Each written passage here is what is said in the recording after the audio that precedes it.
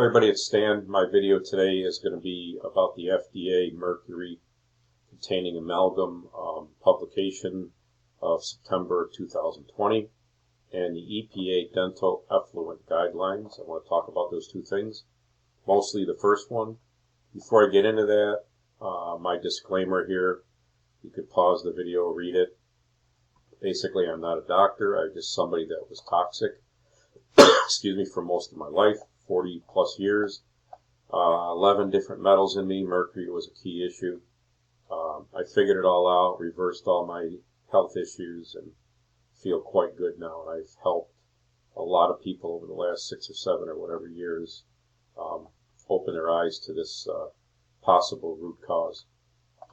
Quickly, this part here that's yellow and my link to my website, you can subscribe. The website's not done. I did it quickly when I was kind of still messed up, and I'm not happy with how it came out or how the web designer did it. So I got to redo it someday, but you can subscribe, and I may send something every now and then, good information to people. My goal is always in these videos just to open your mind to possibilities of why your health is the way it is, or the root cause of your health issues. Too many people don't look for that root cause, and they misunderstand what a root cause really means. So I just want to, point you in that direction. Hopefully you'll see the light and do some simple testing and confirm what you might have thought all along. The items in yellow I cover with anybody new that gets a hold of me and says, hey, I'm having trouble. Can you help out? And I just point them in these basic directions, things to be aware of. And I always start at the beginning, no matter what you've done, because people miss things like knowing that they had MTHFR, thinking all their amalgam was removed and there's still a tiny speck left in that was causing more symptoms. So, excuse me, I got a little bit of a cough. So I'll just zip through this stuff. You can read this. My main detox method was boosting glutathione, which happened when I addressed MTHFR. A lot of people overlook that completely, and they get themselves in a bad way trying to force detox with oral chelation and other things like that without addressing MTHFR. These are the key links to the things I'll talk about in this video, so they'll be down in the bottom of the description. Please like and subscribe and comment. The more you like and comment, the more the videos get around. Share information. Tell me you disagree with me, you agree with me. I don't really care what it is, as long as we get the information out there and we can get the best info to people. So, getting to the point of the video, if you've been told that your amalgams are not affecting your health, please show your dentist these links up here or this information. Okay, many people I know have a mouthful of amalgam. They can't afford to remove them all. They know they're being poisoned by it. They're literally ill up to including bedridden. And they're just like in a trap. It's a terrible, terrible thing. It's unbelievably unfortunate. You have to wonder, how do we get here?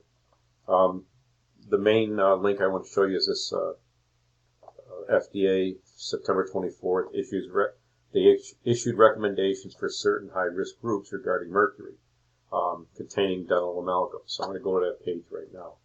When I saw this, I was like, wow, I can't believe here the date. They actually put this in writing. And I'll read a little bit of this. You can read it yourself, but they talk about protecting patients, which is good.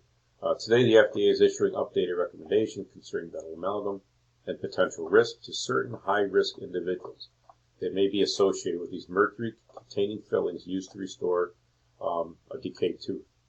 The FDA found that certain groups may be at greater risk for potential harmful health effects of mercury vapor released from the device. They put it in writing that vapor is, excuse me, released from the device. Last several years, you see people debating that it does not release vapor, and there's videos out there showing the vapor, like with a infrared green type screen, and people arguing this point. Well, there it is in writing. Okay, to me, this is huge information. Like when you're arguing with your dentist or other people that this can be reality. I mean, there it is. It's the FDA. Everybody always wants to have some higher authority tell us what's right and what's wrong. And my my famous trust science term that I hear people use all the time. Trust science is why everybody's sick with this, right? So anyway, you can look through what these high-risk groups are. The only thing I would say is, like in this last one, people with known heightened sensitivity to mercury, other components. How do you know that? And again, it's, you can go get a test, and your doctor's going to tell you, oh no, you're not allergic, or you're within guidelines, or you're under levels. Please, there is no safe level for mercury. None of my levels were high ever. I had a mix of metals. Dr. Boyd Haley talks about a mix of metals creating a synergistic bad result, okay? And nobody can predict what that is. So be extremely careful what you believe along these lines, okay? So I'm going to just jump through these web pages real quick. The next one is on effluent guidelines. Now, this is the EPA, Environmental Protection Agency, describing what a dentist has to do to dispose of this stuff. Okay, they take it out of your mouth, and now it's a hazardous waste, right? When it was in your mouth, I guess it wasn't, or somehow it wasn't excreting. But wait a minute, this page back here said that it does give off vapors. So, do the vapors not make hazardous waste in your mouth, or that potential? I hope you're seeing kind of what I'm seeing and what a lot of people have seen for many years, but a lot of people didn't believe it because they were told it's safe. Okay, so you can look through this page here, get a lot of information there. Then I did a little bit of Googling, pictures of dental offices and systems for handling the mercury when it comes out of your mouth. This was interesting here. What are sources of mercury in wastewater? You can see this one right here is dental offices. So what's that, like half? Half of all the mercury in wastewater comes from a dental office? Really? Okay, and that was in your mouth. Keep that in mind. Then I went to this page, and I just saw a little, the same picture here and a little bit more information. I'm not going to put this link in the description, but you can do your Googling around, and you can see a lot of information about what I'm talking about. I'm going to go to the Safe Amalgam Removal, IAOMT website. So that's the main site right there. You can find a safe removal dentist in your area by through this website.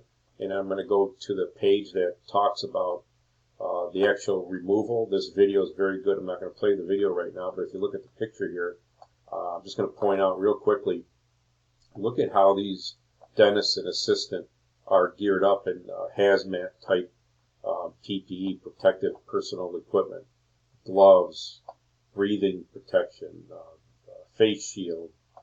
They're covered completely so nothing gets on them. Look at the patient, all covered up from neck down, high ventilation drawing fumes away while they're doing the work.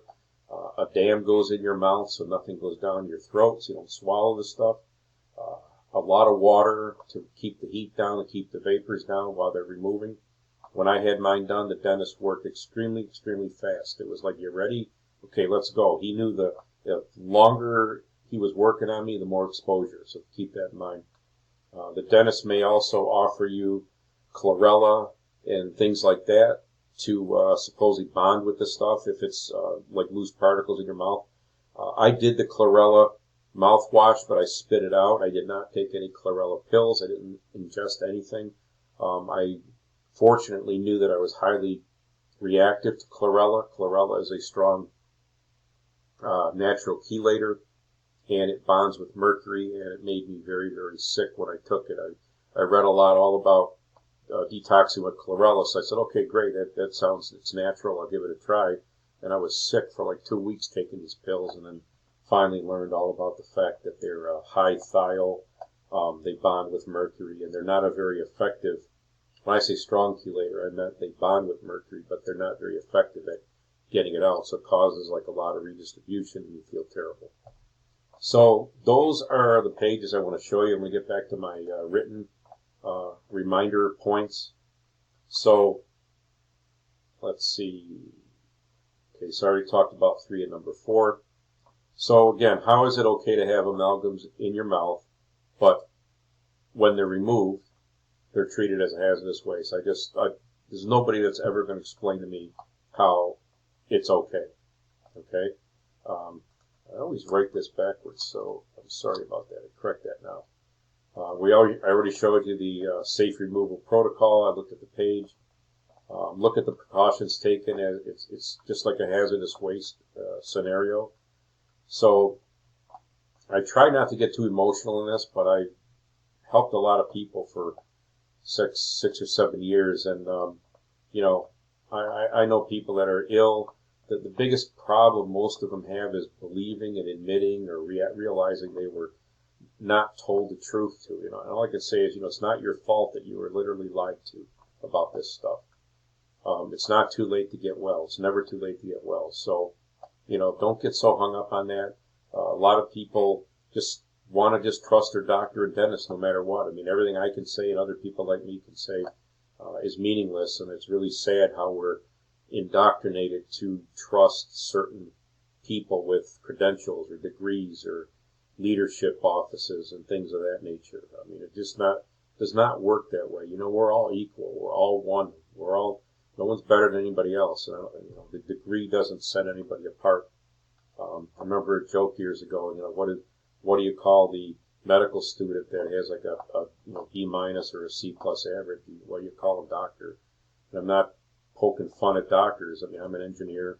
I work with professional people all over, but come on. A lot of people without any degrees figured this out and they got healthy. So it's really, really a shame where we're at. How come after 200 years of amalgam use, now they admit it can actually affect at-risk people, okay? And I'll just say, so define who truly is at risk. Tell me what that really means. And again, they put in writing that they do give out vapors, okay? That was a big argument just a few years ago that they don't. So I think this is very positive information. And all I can say is, okay, this is huge, but what's to follow? Again, a few years ago, we fought with other people about this, and experts saying it wasn't true, but here we are. So I believe very soon in the near future, we're going to find out even more that, mercury can affect anybody. You don't have to be just at risk. And, hopefully everybody starts connecting the dots and they can see that's where we're heading with this. A lot of people say trust science. So does this change anybody's thinking now? What if you did trust science for the last 20 years, 30 years, 40 years while you were told there's nothing wrong with your amalgams, and now all of a sudden, the FDA comes out with this shocking information? So was it a good idea to always trust science? Again, I'm not bashing anybody in that field, but we all have to follow what we're told in our leadership. How many are told by their dentist that their amalgams are okay and they're safe and it's not causing health issues? In my opinion, a dentist should know better. I mean, just by who they treat. I've told my dentist flat out, I was sick for years because of it. And they look at me and they say, "Oh, really? Yeah." And I understand they can't acknowledge it. I mean, they can't. Sorry, it's just that they have to follow what they're told by their governing group. I found a very progressive dentist like 25 years ago that agreed that there's something wrong with amalgam, and he started removing my amalgams. The only thing back then is there was no such thing as a safe removal protocol. He was pretty smart. He had a dam in my mouth. He had a lot of water, and they were fairly protected, but not to the levels like it's done today. But I did fine with it. Thank God I did what I did. But I also had one amalgam left that I forgot about, and that literally one amalgam was like really driving me into the ground. So please don't think it takes 2 or 3 or 4, or I only got 1 or 2, so I'm okay. It has nothing to do with that. It's totally up to how much is leaching into you, how much your body can fight it, how well your detox system is working, how sensitive you are to it. I think I covered the key things. The other thing, too, is health issues can be hidden. You can be, many years with amalgams in your mouth and generally feeling okay, or the worst thing is you don't attribute some of the symptoms you're having to the fact that it's all from the amalgam. I mean, literally a runny nose could be amalgam. Sinus trouble, chronic ear infection, vertigo, upset stomachs, nausea, all the digestive diseases you see. And again, when all this is starting out, you don't feel so bad. You just think, oh, I must have ate something wrong, or I can't tolerate this, or whatever.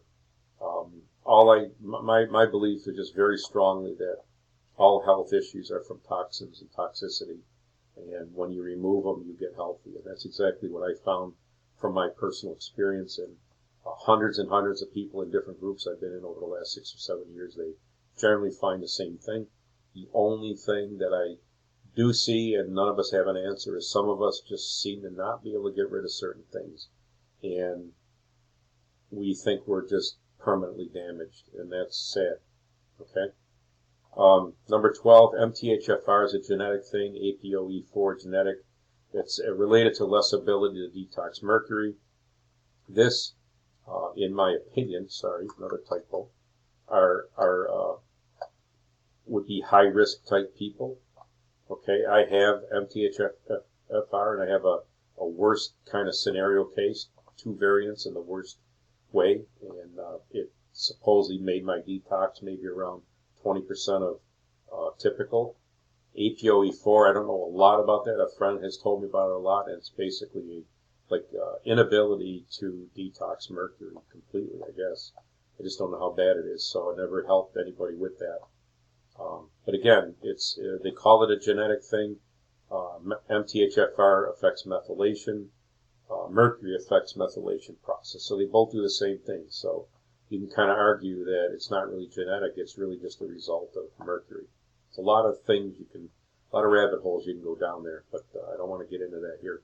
I just want to make you aware of a lot of key things here. So last but not least, connect the dots. Now it's a high risk. 3 years ago, we were still debating that it even made vapors.